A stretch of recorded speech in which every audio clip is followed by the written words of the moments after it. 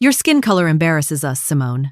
Beverly Caldwell said it softly, almost politely, as if she were commenting on a stain near my collar. The brass band inside the ballroom struck a sharp chord behind the closed doors. The sound vibrated through the polished floor and into the soles of my dress shoes.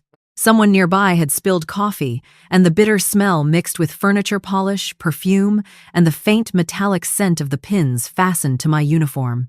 I felt the edge of the 3 VIP passes pressing into my palm. Beverly looked past me toward the photographer waiting near the entrance. "We will not stand beside you for the family portrait," she continued. "People from our church will see it. Richard's business contacts will see it. You know how people talk." Richard Caldwell adjusted the silver cufflink on his wrist. "Do not turn this into a racial issue," he said. "We came here to support you." I looked at him. He wore the dark suit I had paid to have altered 2 months earlier. Beverly's pearl necklace had been purchased with money she said she needed for a cardiac specialist. My husband, Nathan, stood between us with his mouth tight and his eyes fixed on the carpet. The ballroom doors opened for a moment. Applause rolled into the hallway. A woman from the event staff stepped outside holding a clipboard. "Lieutenant Colonel Brooks, we are ready for the family photograph," she said. I had spent 21 years in the United States Army, learning how to make decisions while everyone else in the room was waiting for me to hesitate. At 43, I could redirect a supply operation across 3 states before breakfast. I could account for every vehicle, every pallet, every delayed shipment. But my husband's family still believed I would beg them to stand beside me. The event coordinator smiled at Beverly and Richard. "You must be the honored parents," she said. Beverly lifted her chin. "We are Nathan's parents." The coordinator waited. Richard glanced toward the photographer and lowered his voice. "We prefer not to be included in the picture." The coordinator's smile faded. I heard the paper edge of one VIP pass scrape against another as my fingers tightened. Nathan finally spoke. "Mom, Dad, this is not the place." Beverly turned on him. "We drove 4 hours to be here. We accepted the invitation. We are not asking for much." "You are refusing to take one picture with my wife," Nathan said. He sounded annoyed, not angry. There was a difference. Richard looked at me. "We will attend the ceremony. We will sit in the seats assigned to the family. But we are not going to participate in something that makes us uncomfortable." The event coordinator looked at me, waiting for direction. The corridor seemed suddenly narrow. The collar of my uniform touched the side of my neck. I could feel every stitch of it. From inside the ballroom came the dry pop of a microphone being tested. I held the passes out. Beverly reached for them. I moved my hand away. Her fingers closed around empty air. "What are you doing?" she asked. "These are reserved for the people participating as my family," I said. Richard's face hardened. "We are your family. You just refused to stand beside me." "That has nothing to do with our place at the ceremony," Beverly said. "It has everything to do with it." Nathan stepped closer. "Simone, do not do this right now." I looked at him. He knew I had been awake until nearly 2 that morning reviewing financial records. He knew I had canceled the transfer scheduled to reach his parents' account. He did not know why. Not yet. "Do what?" I asked. "Make a scene." I glanced around the hallway. No one was shouting except his mother. No one had made a scene except the people explaining why being seen beside me would damage them. Richard leaned toward me. "You are receiving an award because you married into a respectable family and learned how to present yourself." The coordinator's pen stopped moving. Nathan closed his eyes for half a second. I waited for him to correct his father. He did not. Beverly reached for the passes again. "You are upset," she said. "Give them to me before you do something childish." I slid 2 of the passes into the inside pocket of my uniform. "The seats have been reassigned." Her face changed. "To whom?" Before I could answer, a familiar voice came from behind me. "Simone?" I turned. Aunt Changela stood near the elevator, holding a small black purse with both hands. Her navy dress was simple, and one sleeve sat slightly higher than the other because she had altered it herself. Her silver hair had been pressed smooth at the sides, but one loose curl had already escaped near her temple. She looked from my face to Beverly's.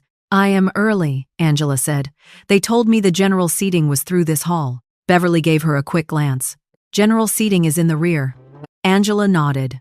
"That is fine. I just wanted to see her receive the award." Her voice had the same steady warmth it carried when I was a frightened girl in a borrowed coat, standing outside a military recruiting office.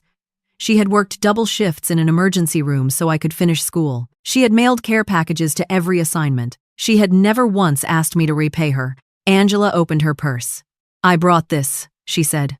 She placed a small brass pin in my hand. The metal was worn smooth around the edges. I recognized it immediately. You kept it? I asked. Of course I kept it. Years earlier, on the morning I reported for my first officer training assignment, one of the fasteners on my uniform had broken. Angela had used that little pin to hold the fabric in place. She had told me nobody would notice if I kept my shoulders straight. I closed my fingers around it. Beverly sighed. We do not have time for sentimental stories. Angela looked at her. I was not speaking to you. For the first time that afternoon, Nathan almost smiled. It disappeared when his father looked at him. I took the 2 VIP passes from my pocket and placed them in Angela's hand. She stared at them. No, she said. Those belong to your husband's parents. They belong to the people who were supposed to stand beside me. Angela lowered her voice. I do not want to cause trouble. You are not causing it. Richard stepped forward. This is absurd. Those seats were promised to us. I faced him. No, they were offered to my family. His cheeks reddened. You carry our name. I carried your bills too. That did not make me one of you. Nathan looked sharply at me. Beverly's lips parted. Richard's eyes narrowed. For one brief second, I saw fear move behind his anger. It was small, but it was there. The event coordinator cleared her throat. Lieutenant Colonel Brooks, we need to proceed. I gave the 3rd pass to an older woman standing beside Angela. Her name was Denise Carter, a retired nurse who had worked beside my aunt for nearly 30 years. When Angela had to choose between paying the electric bill and buying my textbooks, Denise had quietly covered one of the bills. Denise looked stunned. I cannot take this. Yes, you can, I said. Both of you are sitting in the front. Beverly stepped between us. That seat of honor belongs to the Caldwell family. I met her eyes. My aunt raised me. We welcomed you. You tolerated me where no one could see. Beverly's voice dropped. After everything we have done for you? A laugh almost escaped me, but there was nothing funny in it. For 8 years, I had transferred money into her account every month. The payments had begun when Richard claimed they were weeks away from losing their home. 6 months of help became a year, then 2 years, then 8. Every time I suggested paying the mortgage company directly, Beverly cried.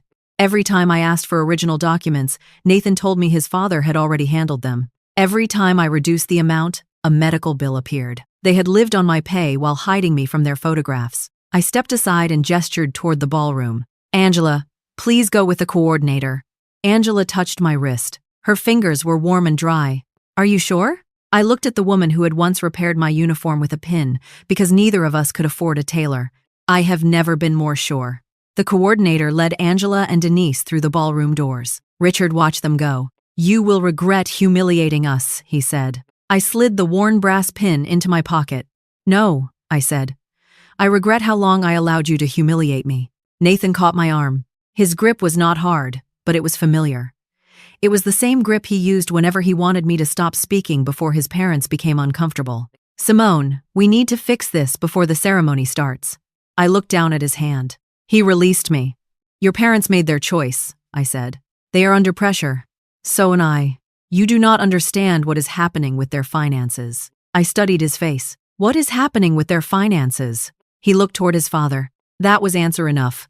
Richard stepped closer. The transfer is due tomorrow. Your little performance cannot interfere with that. The coordinator called my name from inside. The microphone carried it through the ballroom. Hundreds of people began applauding. I kept my eyes on Richard. The transfer is not coming tomorrow. Beverly's expression emptied. Nathan stared at me. Richard spoke first. What did you say? I straightened the front of my uniform. The transfer has been canceled. Beverly grabbed Nathan's sleeve. You told us she would not touch it. Nathan looked at his mother, then at me. The applause inside continued. Richard lowered his voice until every word came out clipped and controlled. You have no idea what you have done. I stepped toward the ballroom doors. That is what I am beginning to understand. Inside, the room glowed beneath chandeliers. Rows of uniformed officers and civilian guests faced the stage. My name was displayed on the screen behind the podium. Angela sat in the center of the front row. She looked small beneath the high ceiling, but when she saw me, she stood. Denise rose beside her. Then several officers stood. The movement spread through the room until hundreds of people were on their feet. I walked down the center aisle while the applause gathered around me. Behind me, the Caldwell family entered through a side door and took 3 ordinary seats near the back. I did not turn around. The commanding general spoke about the emergency distribution network my team had built. He described the bases we had supplied and the families who had received medicine after a major systems failure. Then he paused. Every officer standing here was shaped by someone who served before the uniform ever came on, he said. Lieutenant Colonel Brooks named one person whose sacrifice made her career possible. A spotlight moved toward the front row. Angela covered her mouth. The general smiled. Miss Angela Mercer, would you join us on stage? The room erupted again. I watched my aunt walk toward me with one hand pressed to her chest. Beverly's face in the rear row had gone rigid. The general handed Angela the award pin and invited her to fasten it to my uniform. Angela's hands trembled. I felt the cool point of the pin touch the fabric above my heart. She whispered, "Keep your shoulders straight." I almost laughed. I remember. When she finished, the general stepped back and saluted her. The audience stood once more. Angela had arrived expecting a seat in the rear. Instead, the entire room honored her. Richard and Beverly remained seated until Nathan rose beside them. Then they stood too, slowly, trapped by the attention of the crowd.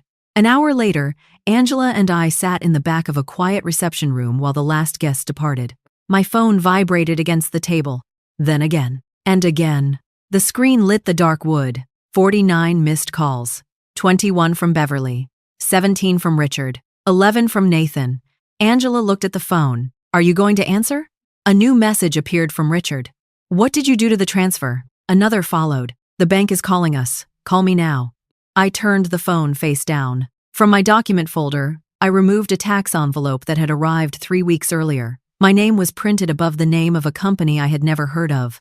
Caldwell Family Housing. Angela watched me unfold the paper. "What is that?" "The reason they are not calling about 2 seats." I ran my finger along the line that listed me as a contributing member of the company. I had never signed it. "They think I embarrassed them tonight," I said. "They have not understood what happened yet." The phone vibrated again beneath my hand. Angela waited. I looked at the closed ballroom doors, then at the award pinned above my heart. "I stopped the transfer 3 days ago." Angela's eyes widened. I placed the tax document on the table between us. "They think I only took back their VIP seats." The phone vibrated one more time. "What did you really take back?" Angela asked. I looked at my name printed on a company I had never joined. "My life," I said. Angela read the company name twice. "Caldwell Family Housing," she said. "Did Nathan ever mention it?" "Not once." Another vibration rattled beneath my palm. The phone sounded louder against the wooden table, now that the reception room had emptied. Through the wall, workers rolled carts across the ballroom floor. Glassware chimed, chairs scraped. The celebration was being dismantled while Richard Caldwell tried to reach me for the 50th time. Angela touched the line beneath my name. "Contributing member," she read. "What does that mean?" "It means someone reported that I put money into this company." "Did you?" "No." The answer came too quickly. Technically, money had left my account every month. What I had never done was agree to invest it. 8 years earlier, Richard called while I was packing for a 6-month assignment. My bedroom floor had been covered with uniforms, equipment, and half-folded clothes. Nathan held my packing list, while his father spoke through the phone. "We are going to lose the house," Richard had said. His voice sounded smaller than usual. "A payment adjustment had raised their mortgage," he explained. "Beverly's medical bills had consumed the reserve account. Unless they caught up within weeks, the bank would begin foreclosure." Beverly took the phone next. "I am sorry to ask," she whispered. "Your mother would be ashamed to need help too." That sentence had bothered me, but Nathan was standing beside me with worry tightening his face. "Just until they recover," Nathan said after the call. 6 months, maybe less. At the time, $1,800 a month seemed manageable. My housing costs were low during the assignment, and Nathan promised his parents would repay us once Richard sold an investment property. The first transfer left my account 3 days later. No one repaid it. 6 months became 9 when Beverly said a storm had damaged the roof. 9 months became a year when Richard claimed the property taxes had increased. After that came medication costs, plumbing repairs, insurance premiums, and a retaining wall that supposedly threatened to collapse into the neighbor's yard. Each emergency arrived just before I tried to reduce the payment. Angela folded the tax document carefully. "How much have you sent them?" The number had been sitting inside me since I finished the spreadsheet. "More than $380,000. Her lips parted, but no sound came. "That includes the monthly transfers and the emergency payments," I continued. "It does not include gifts, travel, or the things Nathan bought separately." Angela sat back. "Simone." "I know. No, baby.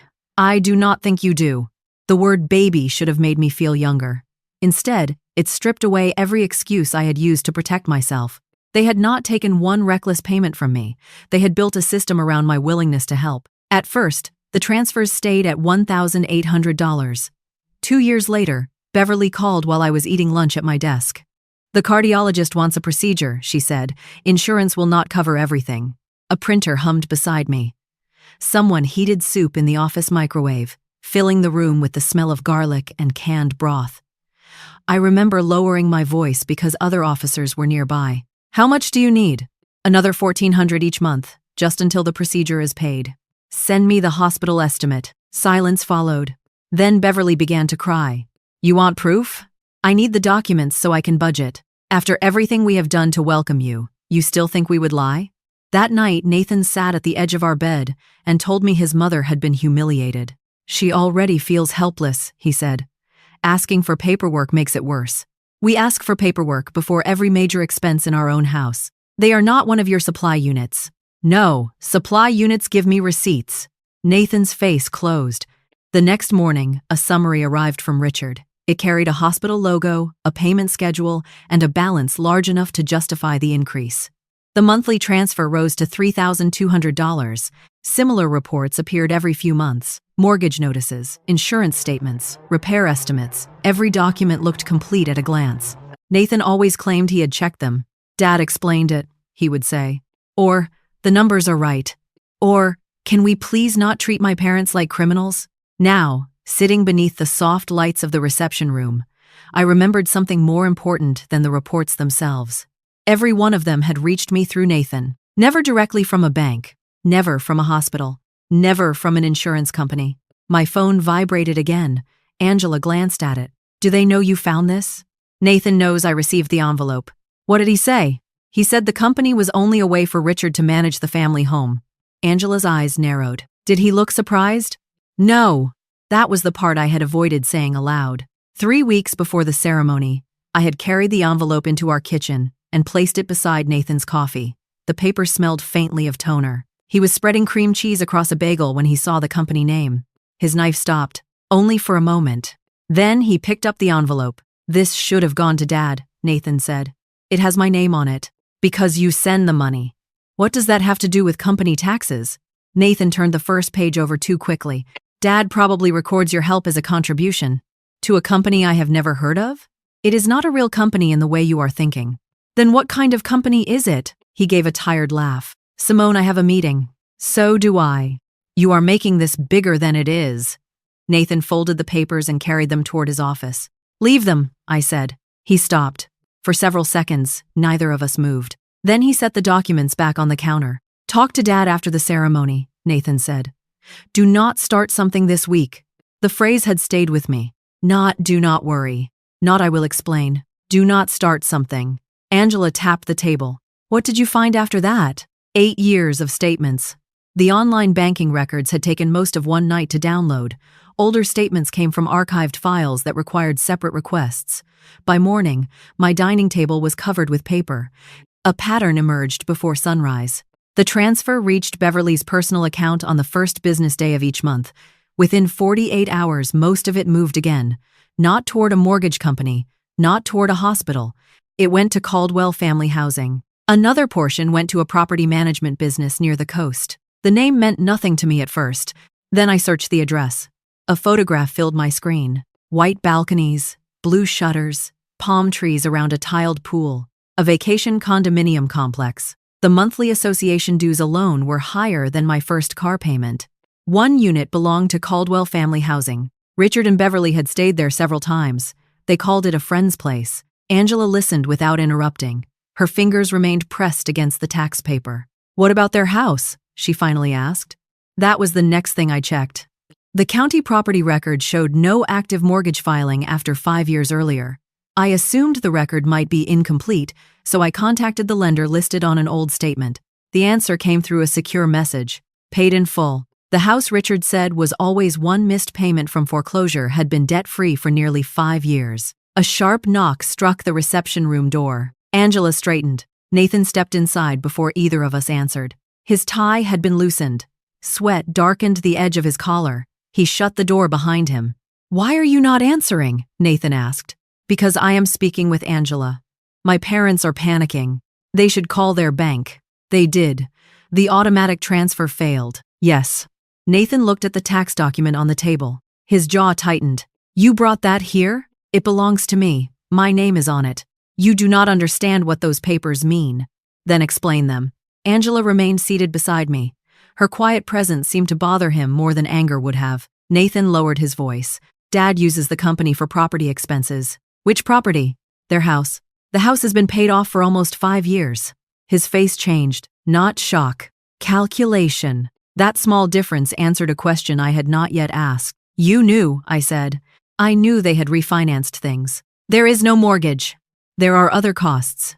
"Then why did your father send me foreclosure notices?" Nathan rubbed his forehead. "I did not examine every document." "You told me you did." "I was trying to keep everyone calm." "You told me the numbers were right.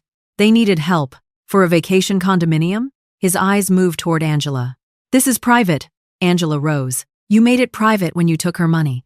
You made it public when your parents humiliated her outside that ballroom." Nathan pointed toward the door.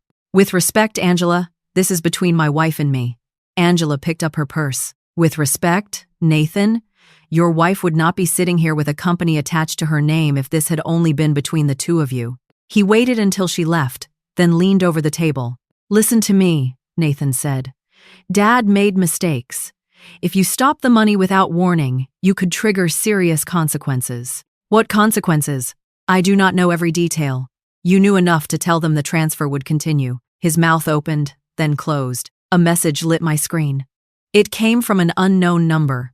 "This is Owen Price with Meridian Commercial Lending.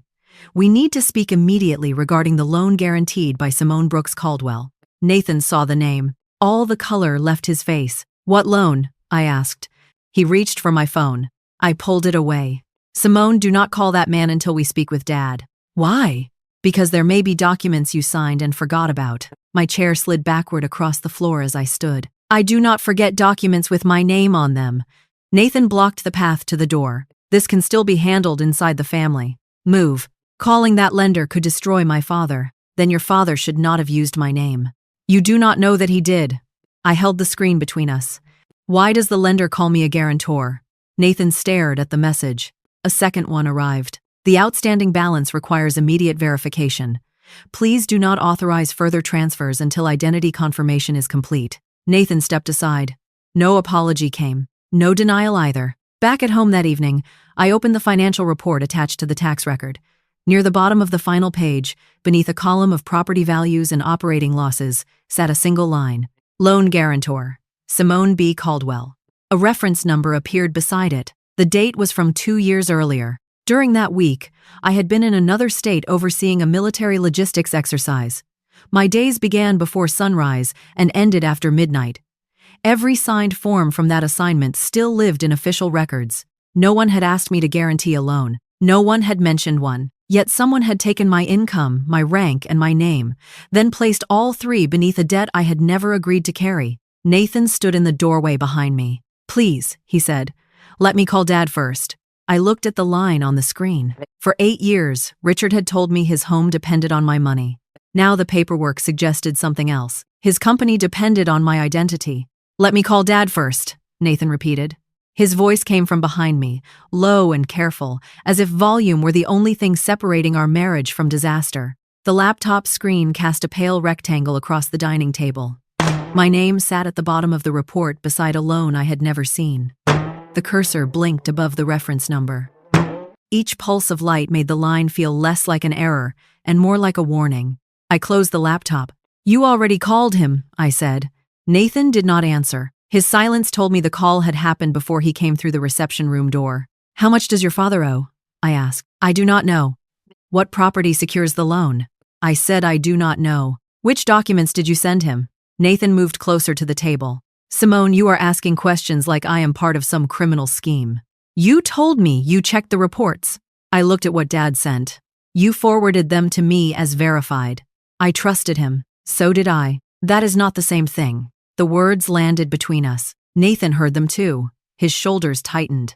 I opened the laptop again and copied the lender's message into a separate file. Then I photographed the report with my phone. "What are you doing?" Nathan asked. "Preserving what I have." "Why?" "Because you just asked me to delay speaking with a lender about a debt carrying my name." He reached toward the laptop. My hand came down over the lid before his fingers touched it. "Do not," I said. Nathan pulled back. For years, I had watched him calm his mother, excuse his father, and translate their cruelty into gentler words. Beverly had not excluded me from the Christmas photograph. She had wanted a traditional family picture. Richard had not hidden me from business associates. He had been protecting my privacy. Nathan had not ignored their insults.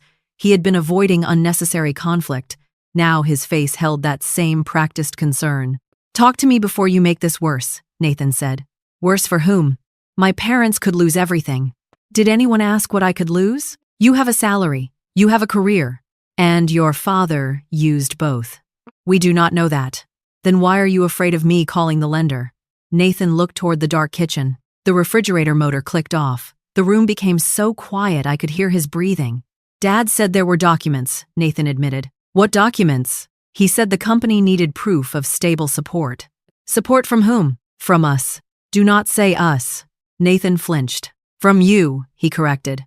"When did he tell you this?" "A couple of years ago." The date on the loan report was 2 years old. My fingers went still on the keyboard. "What exactly did he ask for?" "A pay statement." "Mine?" Nathan nodded. "What else?" "Maybe your assignment orders." A dry pressure gathered behind my eyes. Military orders were not family keepsakes. They contained dates, locations, identifying information, and enough official detail to make a fraudulent application look legitimate. "How did he get them?" Nathan lowered his gaze. "Our files were in the office. You gave them to him. He needed copies. For a loan carrying my name. He said your income was only being listed as household support. You and I do not live in his household." Nathan rubbed both hands over his face. "I did not understand the structure, but you understood enough to hide it from me. I was trying to help my family." I turned the laptop toward him. "My name is your family." He looked at the report but did not touch it. The next morning, I met Maya Reynolds in a narrow office above a pharmacy. A heating vent pushed warm air across the room, carrying the faint scent of dust and peppermint from the shop below. Maya listened without interrupting while I placed the tax document, bank statements, lender messages, and photographs on her desk. When I finished, she aligned every page by its bottom edge. "First, we separate what is morally wrong from what can be proven," Maya said. Her voice was calm enough to slow the pace of my thoughts. "You willingly sent money to Beverly Caldwell," she continued. "That does not make their conduct honest, but voluntary payments are not the strongest part of this case." "What is?" "The signature." Maya tapped the loan reference number. "If someone signed your name or submitted an electronic authorization without your consent, that changes everything. We need the original application, the verification trail, device records, email addresses, and transmission logs." "What about the false mortgage notices?" "We preserve them. If they were fabricated to induce payment, they may support a fraud claim, but we do not assume. We authenticate." The words steadied me. Authenticate. Not rage, not accuse, not post. Authenticate. Maya slid a yellow legal pad toward me. "Write a timeline. Every transfer, every document, every conversation you can date. Do not confront Richard again until we know what the lender has." Nathan already warned him. Maya's pen stopped. "How do you know?" "He left the ceremony knowing the transfer was canceled." Richard began calling minutes later. Nathan also knew the lender's name before I told him. "Do you share devices or accounts?" "One household computer. One joint email used for bills." "Change nothing yet," Maya said. "Do not delete, move, or rename files. Photograph what is visible. Export what you can lawfully access. We may need to show the condition of the records before anyone starts cleaning them." A dull vibration came from my purse. "Richard." I let the call end. Maya watched the screen go dark. "Do you normally record calls?" she asked. "No. We will review the law that applies before you do. For now, keep notes immediately afterward. Exact words where possible." Another call arrived. Beverly this time. Then Nathan. Maya folded her hands. "They are not calling because they miss you." By noon, Meridian Commercial Lending had verified my identity and released a secured copy of the application bearing my name. The document was 46 pages. My pay statement appeared on page 9. My assignment orders appeared on page 11. A copy of my driver's license appeared on page 14. The photograph had been taken from a household scanner. Page 37 contained an electronic signature reading Simone B. Caldwell. Below it sat an email address that looked correct until I read it twice. My real address contained my middle initial. The application address did not. Someone had created an account close enough to escape a hurried glance. The listed company position made my stomach tighten. Financial advisor and contributing member. I had never advised Caldwell Family Housing. I had never attended a meeting, received a distribution, reviewed a balance sheet, or signed an operating agreement. Yet the application claimed I owned an interest in the company. The final page stated that my military income could be considered ongoing support for the debt. Maya read over my shoulder. Do you recognize this signature process? No. Did you receive a confirmation code around this date? No. Where were you when this was signed? I checked the date against my calendar. At Fort McCoy. You are certain? I was overseeing a logistics exercise. I was there for nearly 3 weeks. Can you document it? Official travel orders, lodging records, daily reports, access logs. Maya nodded. That is useful. A notification appeared at the top of the lender portal. Additional verification materials available. I opened the folder. Inside was a device summary. The application had been completed on a tablet registered to Beverly Caldwell. The network address traced to Richard and Beverly's home. A confirmation email had been sent to the false address, then forwarded minutes later to Nathan's personal account. The office seemed to tilt without moving. Maya leaned closer to the screen. Do not call him yet. He received the confirmation. Yes. He stood in my kitchen and acted like he had never seen any of this. Yes. That single word hurt more than a speech would have. Maya saved copies to an encrypted folder. Now we find out whether Nathan opened it, replied to it, or merely received it. He deleted the message from our joint account. Can you prove that? I saw an empty folder where archived lender emails should have been. That is not proof yet. My phone rang again. Nathan. This time I answered. Where are you? Nathan asked. With counsel. His breathing changed. You hired a lawyer? I spoke to one. Dad says the lender froze access to the company account. That sounds like something he should discuss with his attorney. This is getting out of control. It was out of control when my name appeared on a loan. Come home. We can sit down together. Did you receive a confirmation email when the application was filed? Silence. Nathan? I receive hundreds of emails. This one carried my name and a loan reference. I might have forwarded something for Dad. To whom? I do not remember. The lender's record says it was forwarded to your account. Nathan exhaled sharply. Then I probably sent it to Dad because he asked me to. Did you open it? I said I do not remember. Did you know the application listed me as guarantor? No. The answer came fast. Too fast. Maya wrote something on her legal pad. Did you know the application used my pay statement? I asked. I knew Dad needed proof that the family had support. Did you know he used my orders? No. Did you give him access to our files? I already told you he had copies. You told me he needed them. You did not tell me you provided them. Nathan's voice hardened. Do not twist my words. I am repeating them. Simone, if you accuse Dad of identity theft, you could send him to prison. If he stole my identity, his choices did that. He is almost 70. I was 41 when he signed my name. Nathan stopped speaking. Behind him, a door closed. Then Richard's voice came faintly through the line. Tell her to stop talking to the lender. Nathan was with him. Maya looked up. I put the call on speaker. Richard, I said, if the transfer stops, what happens to your house? A pause followed. Beverly spoke in the background. Why is she asking that? Richard took the phone. Our finances are none of your business. They became my business when you attached my name to them. You agreed to support this family. I agreed to help with your mortgage. You knew the money went toward family property. Which property? Richard did not answer. The house you claimed was near foreclosure has been paid off for 5 years, I said. So which property? Beverly began talking over him. We had medical bills. We had taxes. We had repairs. Send the originals. You have no right to demand them, Beverly said. I paid them. Richard's voice returned, louder now. Do not threaten us because you are angry about those seats. This is not about the ceremony. It became about the ceremony when you humiliated us in public. You refused to stand beside me. That is not a crime. No, but signing my name might be. Silence spread across the line. Maya's pen stopped moving. Richard spoke again, each word measured. You need to be very careful. Why? Because the loan is in your name. You cannot just walk away from it and pretend you knew nothing. The room around me disappeared for one sharp second. Maya circled the sentence she had written. "What loan?" I asked. Another pause. Richard cleared his throat. "I am talking about your obligation to this family." "That is not what you said." "You are emotional."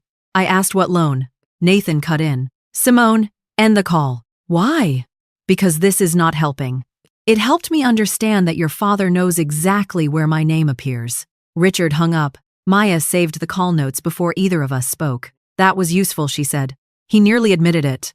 "Nearly is not enough. But now we know he understands the connection between your name and the debt." That afternoon, Owen Price from Meridian called through a verified number. His tone remained formal. "We completed a preliminary review of the application records," Owen said. "The electronic signature originated from a device associated with Beverly Caldwell." "I saw that." "We also confirmed the network location." "Her home." "Yes." "Was any verification sent to my real email?" "No, a different address was used." "Did anyone call me?" "Our file contains a note stating verbal verification was completed." "With whom?" "That is under review." "Is there a recording?" "We are checking." A keyboard clicked on Owen's side of the call. "One more issue," he said. "The applicant uploaded a declaration identifying you as a member of Caldwell Family Housing." "I have never been a member." "The declaration includes an acceptance signature." "Mine?" "That is what we need to determine." The document arrived moments later. My name appeared beneath language granting me an ownership interest. The signature looked better than the one on the loan. It looked like mine because someone had copied it from an authentic form.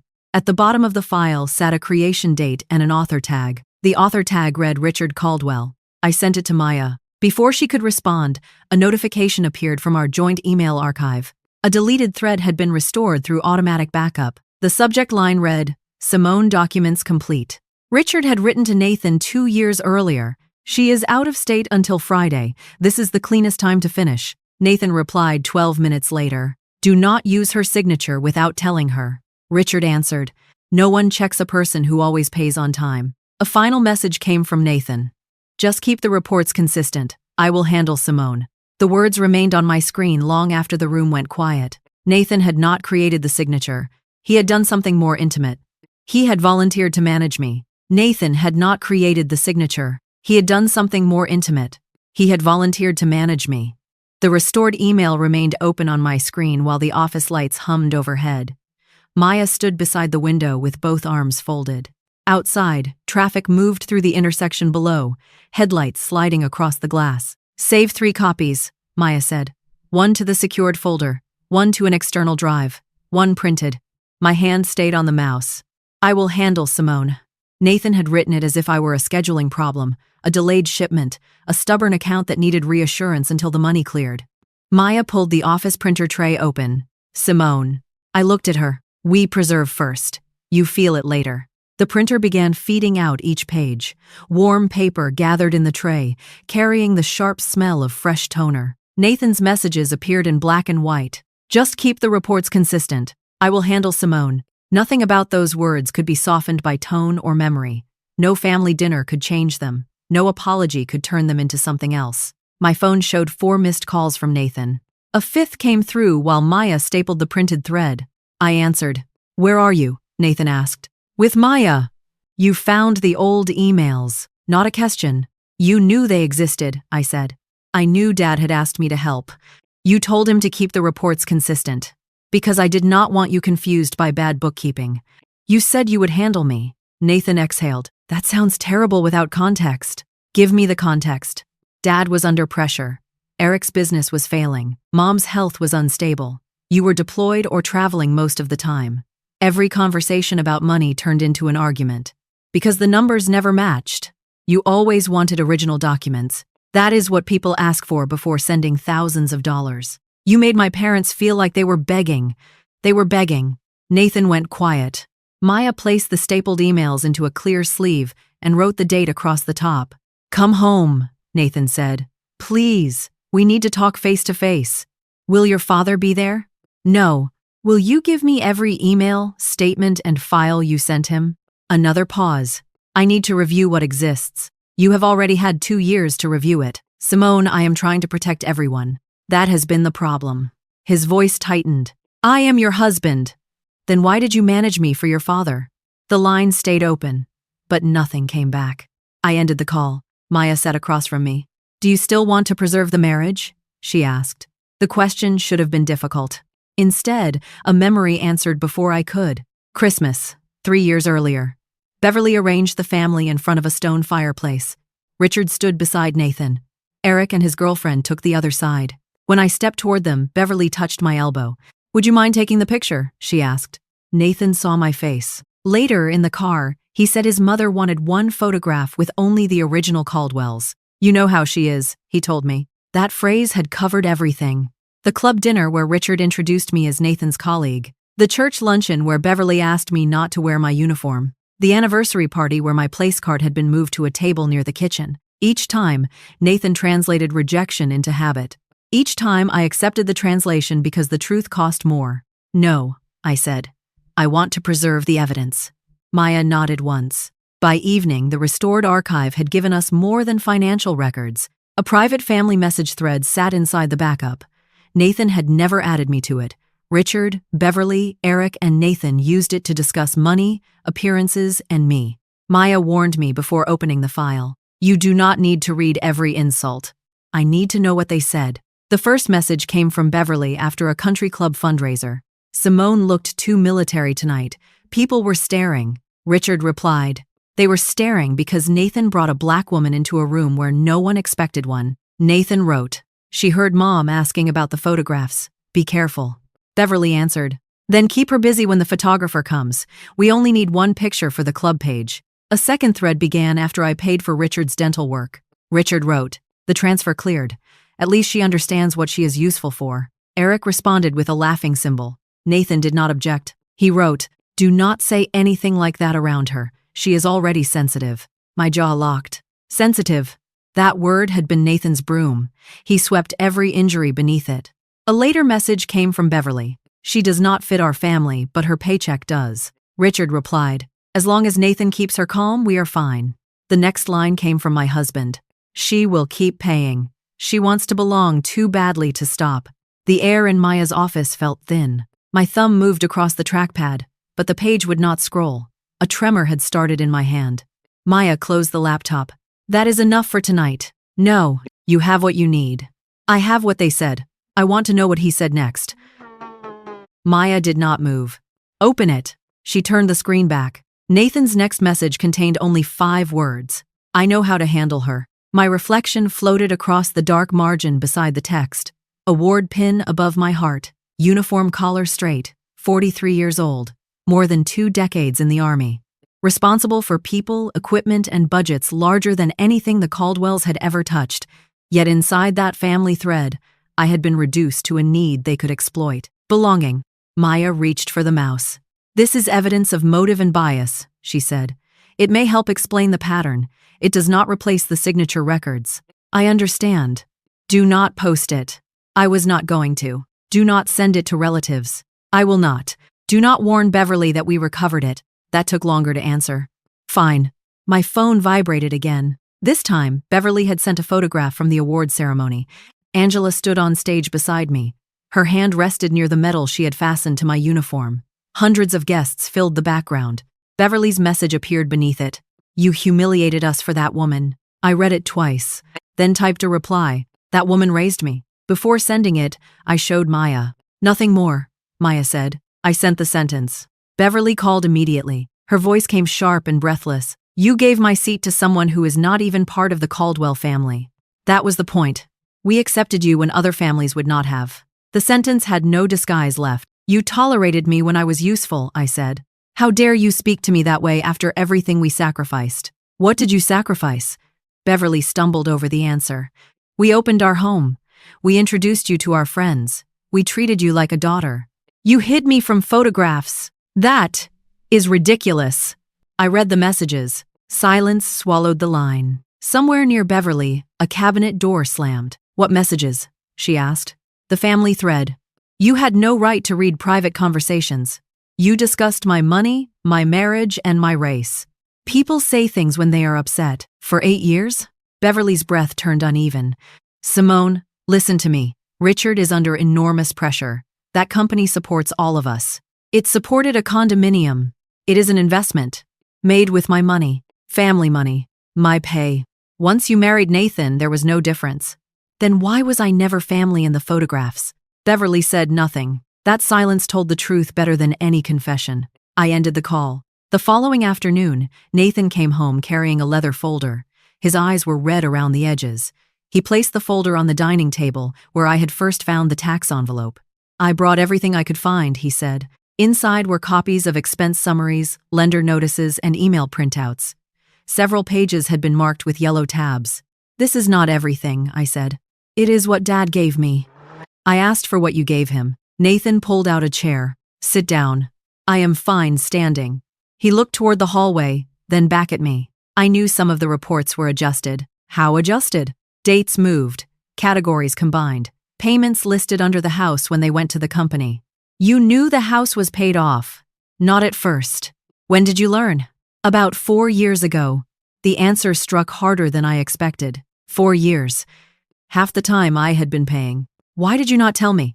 Dad said the condominium would produce income.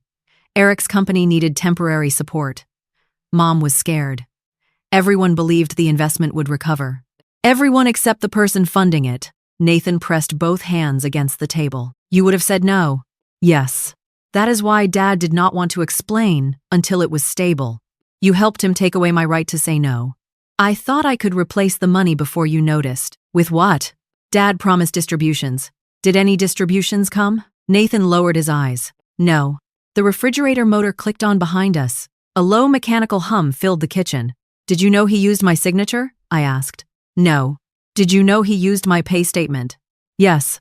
My orders? I knew he had them. Did you know my name was listed as a member? I saw it once.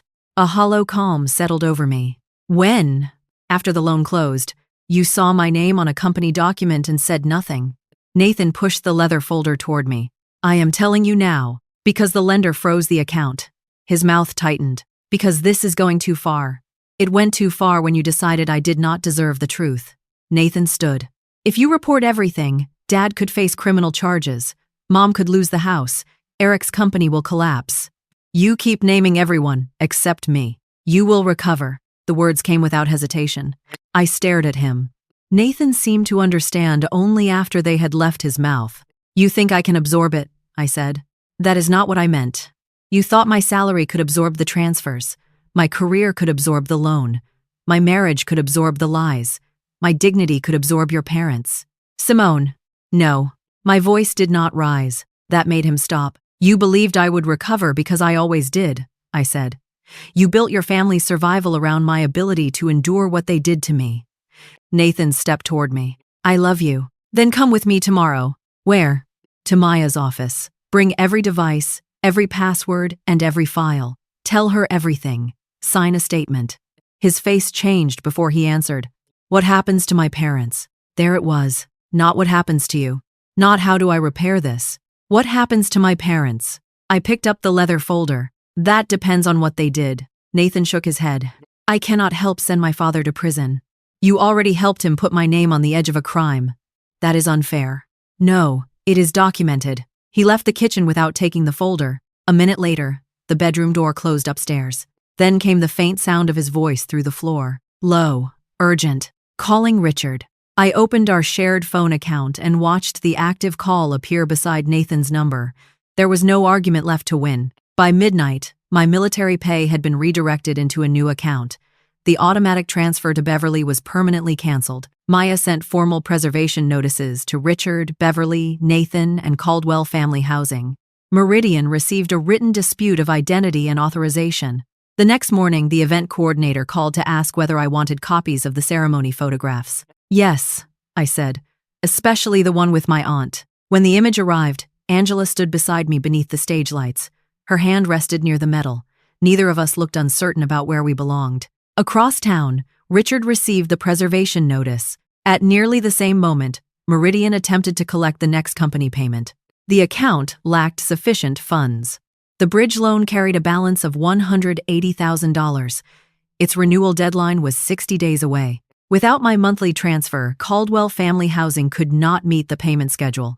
That was why Richard had called 17 times. That was why Beverly had called 21. That was why Nathan had called 11. They had not lost 2 VIP seats. They had lost the income stream holding their company upright. My phone lit up with a message from Richard. If you do not correct this before morning, I will tell the lender you knew everything from the beginning. A second message followed. Nathan can confirm it. I placed both messages into the evidence folder. Then I looked toward the staircase, where my husband had spent the night behind a closed door. Richard was no longer asking Nathan to manage me. He was preparing to use him against me. Richard was no longer asking Nathan to manage me. He was preparing to use him against me. By 8 the next morning, Maya had already received a letter from Richard's attorney. The envelope arrived by courier, thick enough to look important and urgent enough to feel threatening. Maya read it once, then placed it flat on her desk. Richard claims you were a voluntary investor, she said. He says the monthly transfers were capital contributions, not family support. That is false. He also says you knew your income was being used to support the loan. I did not.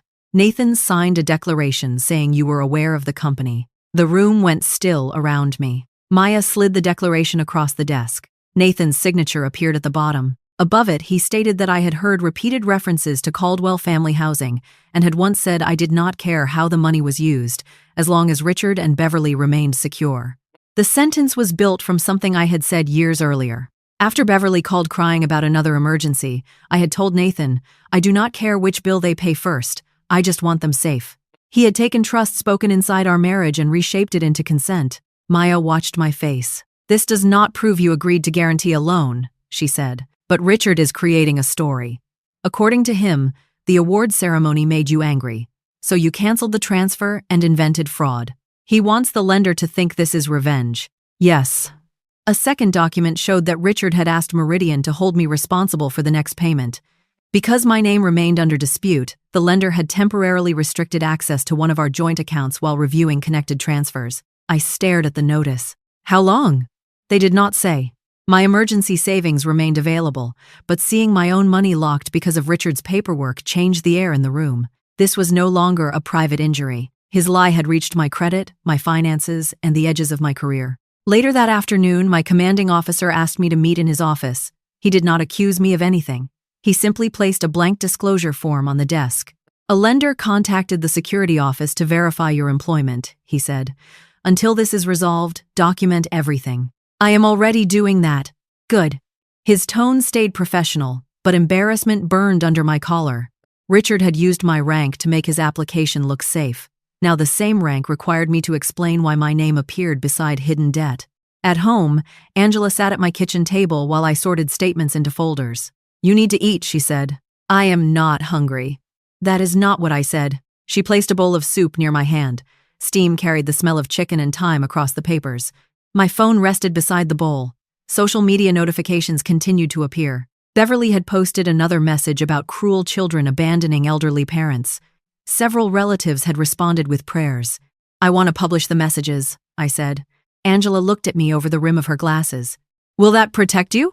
It will stop people from believing her. Maybe. She called me an embarrassment. I know. She told them my paycheck fit the family better than I did.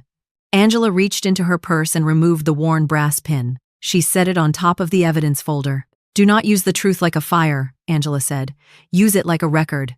My fingers closed around the small piece of metal. The day she repaired my first uniform, she had not cursed the broken fastener. She fixed what she could and sent me through the door. I closed the social media page. Then I forwarded every post to Maya. 2 nights later, Eric called from an unfamiliar number. His voice sounded thin. Simone, do not hang up. Why are you calling? Dad is blaming me for the company losses. That does not concern me. He kept 2 sets of records. I sat straighter. What records? One set for taxes, another for the family. Why tell me now? Because his lawyer says I received the money. You did. I thought it was an investment, with money taken from me. Eric breathed into the phone. I have an old accounting drive. Where did it come from? Dad told me to erase it last year. I made a copy first. Why? Because I do not trust him. The answer almost made me laugh. None of them trusted Richard. They simply expected me to. Eric wanted protection in exchange for the drive. Maya refused to promise anything. She arranged a meeting in a public parking garage with cameras and security. Eric arrived holding a small black case. "Everything is on there," he said. Maya took the case without opening it. "You understand this does not guarantee you anything," she told him. "I understand." His eyes stayed on me. "I did not know the signature was fake." "You knew the money was mine." "I knew it came from Nathan and you." "No, it came from me." Eric looked away. The drive contained years of internal spreadsheets. My monthly transfers were listed as member contributions. Beverly received management fees. Richard redirected funds toward the condominium and Eric's failing construction business. Nathan received several reimbursements labeled family coordination. One folder was empty. Maya pointed at it. "What was stored here?" Eric swallowed. "Signature records." "Where are the originals?" "In Dad's safe." That evening, Nathan called. His voice broke before he finished my name. "Dad told his lawyer I handled the application." "Did you?" "No. You handled me." "That is not the same." "It is close enough to ruin a marriage." Nathan inhaled sharply. "He is going to blame me for the signature." "Did you warn him not to use it?" "Yes." "Then why did you help afterward?" "I thought the loan had already closed. I thought nothing could be changed." "You could have told me." "I was afraid." "For yourself. For everyone." "No, Nathan. I was the only person no one protected." He began crying. I listened without rescuing him. "Dad used Mom's tablet," Nathan said. "He created the address. He copied your signature from an insurance form." "Will you say that under oath?" Silence. "Will you?" I asked again. "Yes." "Then tell Maya." "What happens to us?" "There is no us left to protect." Nathan made a sound like the sentence had struck him physically. Before he could answer, another call came through from Maya. I ended the conversation and picked up. "Richard is trying to sell the condominium," Maya said. "The lender was notified less than an hour ago." "How soon can he move it?" "Not if we get the records in front of the right people first." By morning, Maya had sent Meridian the loan application, device records, travel orders, restored emails, accounting drive, and Nathan's recorded admission. Meridian stopped the proposed sale and restricted company transfers. Richard arrived at the bank before noon. I did not see him there, but Owen Price later described the scene in a formal statement. Richard demanded access to the account. He called the restriction theft. When Owen asked why my signature had originated from Beverly's tablet while I was outside the state, Richard said technology made mistakes. Owen asked why the confirmation email went to an address created the same week. Richard blamed Nathan. Then Owen showed him the restored email. "She is out of state until Friday. This is the cleanest time to finish." Richard stopped speaking. The formal review took place several weeks later in a conference room owned by Meridian's outside counsel. It was not a courtroom. No audience waited for a dramatic revelation. Only lawyers, financial officers, a recorder, and the people who had spent years using my silence. Richard wore a dark suit and the same silver cufflinks from my award ceremony. Beverly sat beside him in pale blue, clutching a tissue. Nathan took a chair apart from his parents. Eric avoided everyone's eyes. Maya placed the documents in front of us. Richard's attorney began by calling the matter a misunderstanding between relatives. Maya answered with dates. Every transfer, every altered report, every false notice, every company payment. Richard said I had knowingly invested. Maya displayed the company agreement bearing a copied signature. "Where was Simone when this document was created?" Maya asked. Richard said he did not remember. "My travel orders showed I was at Fort McCoy." Richard claimed Nathan had handled the paperwork. Nathan looked at his father. "No," Nathan said. "You did." Beverly gripped her tissue tighter. Richard turned toward him. "You sent the files." "I sent the pay statement," Nathan said. "You created the signature." "You are confused. I watched you do it on Mom's tablet." Beverly's head snapped toward Nathan. "I did not know what Richard was doing," she said.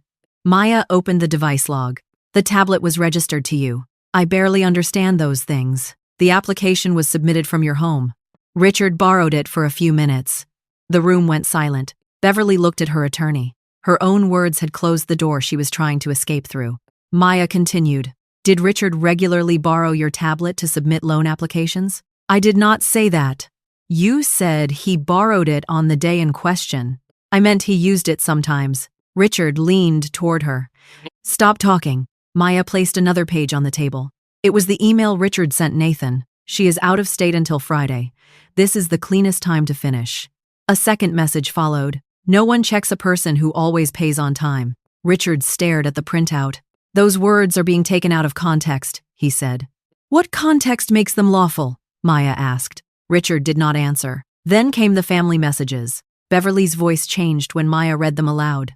She does not fit our family, but her paycheck does. Richard shifted in his chair. Nathan lowered his head. No one could call it confusion anymore. They had separated me from the family in private while using my income as company property. Beverly began crying. We loved you, she said. I looked at her. You loved what arrived on the first business day of every month. That is cruel. No. Cruel was refusing to stand beside me while living on my pay. Richard's attorney requested a break. Before anyone rose, Richard turned toward me. We can settle this. Maya placed a hand on the table but did not interrupt. Richard leaned forward. We sell the condominium. We repay a reasonable portion. You withdraw the complaint. Nathan keeps his marriage. Everyone walks away. You want silence, I said. I want family. I opened the message folder and removed one page. Kota chubazo la người nhà. The sentence had been written by Richard after a club event. I placed it in front of him. After all this, we are still family, Richard said. I am only respecting your definition. His face changed. For years, anger had been his weapon because everyone around him moved to stop it. This time, no one did. Meridian referred the records for further legal review. Company assets remained frozen. The condominium entered a controlled sale process. Richard lost authority over Caldwell Family Housing. Beverly was named in the civil claim because her account received and transferred the money. Nathan withdrew his declaration and provided a corrected statement. Eric surrendered the original accounting records after Richard's safe was opened through counsel. The investigation widened to several older transactions connected to Richard's former work. Outside the building, Nathan followed me to the sidewalk. If I testify against Dad, he said, will you give me another chance? Traffic moved behind him. A bus exhaled at the curb. Hot air carried the smell of exhaust and rain from wet concrete. You think testimony is a gift to me, I said. I am trying to make this right. You are trying to reduce what happens to you. That is not fair. You did not lose me when your father copied my signature. Nathan's eyes filled. You lost me every time they humiliated me, and you chose your comfort. He reached for my hand. I stepped back. Months later, Richard accepted responsibility through a negotiated agreement. He faced restitution, strict supervision, and a period of confinement tied to the false loan documents and identity fraud. Caldwell Family Housing was dissolved. The condominium was sold, first to satisfy the lender and then to fund part of the repayment owed to me. Richard lost the business title he had carried like a shield. Former clients learned why his records were being reviewed. The country club removed him from its financial committee. His reputation did not collapse in one loud moment. It disappeared room by room, call by call, invitation by invitation. Beverly avoided confinement, but not consequences. Money that passed through her account became part of the civil recovery. The large house proved too expensive without my transfers and Richard's company income. She moved into a smaller apartment and resigned from the charity board after the private messages became part of the record. One evening, her name appeared on my screen. I answered only because Maya had confirmed the financial orders were complete. Simone, Beverly said, you know how we live. Her voice no longer carried command. I do, I said, with my money. You took everything. No, I stopped giving. She began to cry. I ended the call. Eric's construction company failed after the hidden support disappeared. Cooperation kept him from facing the same consequences as Richard, but he was required to repay what remained traceable to him. He never apologized without adding an explanation. That made the apology worthless. Nathan testified. He admitted altering reports, hiding the truth, forwarding my documents, and signing a false declaration to protect his father. Cooperation reduced his legal exposure. It did not save our marriage. During mediation, he sat across from me with our wedding photograph beside his folder. I loved you, Nathan said. You loved the version of me who kept absorbing the cost. I was afraid of losing my family. You chose them every time. They are my parents. I was your wife. Nathan looked down. No speech repaired what followed. The divorce agreement separated our accounts, divided our property, and required him to repay money connected to the transfers he had helped conceal. When he signed, his hand shook. Mine did not. Meridian removed my name from the fraudulent loan. Credit records were corrected. The security review at work closed after investigators confirmed that I had reported the debt as soon as I discovered it. Not all the money came back. Some had been spent years earlier. Some disappeared into failed projects. Some was consumed by interest, fees, and the ordinary wastefulness of people who believe another person will always rescue them. I accepted that loss. Justice did not restore every dollar. It stopped them from taking the next one. A year after my award ceremony, Angela and I sat in the front row of another military event. A young black captain stood backstage waiting to receive a service honor. Angela held a small velvet box in her lap. Inside rested the worn brass pin. "You should keep this at home," I whispered. Angela smiled. "It belongs where uniforms need fixing." The captain stepped onto the stage. Applause rose around us. My phone vibrated once. A final message from Beverly appeared. "We lost everything." I did not answer. Instead, I switched off the screen and rose beside Angela. The young officer looked toward the audience. Her mother stood in the row behind us, crying openly. Her father lifted both hands above his head. No one asked them to hide. No one told them they were embarrassing. No one charged them for the right to belong. After the ceremony, the captain approached our seats. One of the fasteners near her collar had loosened. Angela opened the velvet box. "Hold still," she said. The old pin slid through the fabric. I watched my aunt's careful hands repair another uniform. For years, I believed belonging was something I had to earn by giving more. More money, more patience, more silence. I had been wrong. People who loved me had never asked me to pay for a seat beside them. They had already been standing there.